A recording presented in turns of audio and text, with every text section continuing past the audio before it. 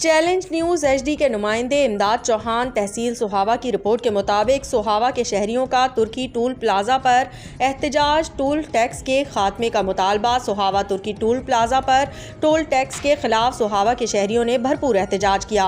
मुजाहिरीन ने toll plaza इंतजामिया को तहरीरी दरख्वास्त पेश करते हुए मकामी अवाम के लिए टूल फ्री की सहूलत का मुतालबा किया। एहतजाज में सियासी और समाजी शख्सियात की बड़ी तादाद ने शिरकत की और अवाम के इस हक के लिए आवाज़ बुलंद की।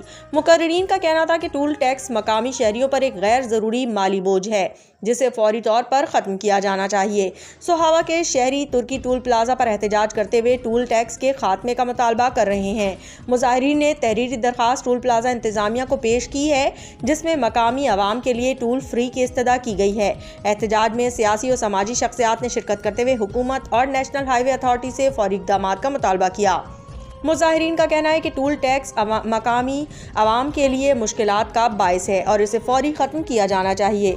इस मौके पर थाना पुलिस सोहावा, रेस्क्यू 1122 और मोटरवे पुलिस ने अवाम के साथ भरपूर ताउन किया, जिस पर अहले इलाका और प्रेस क्लब की जानिब से तमाम सरकारी इदारों का शुक्रिया अदा किया गया। उम्मीद जाहिर की कि मुतालिका इदारे ज़रूर नज़रसानी फरमाएंगे।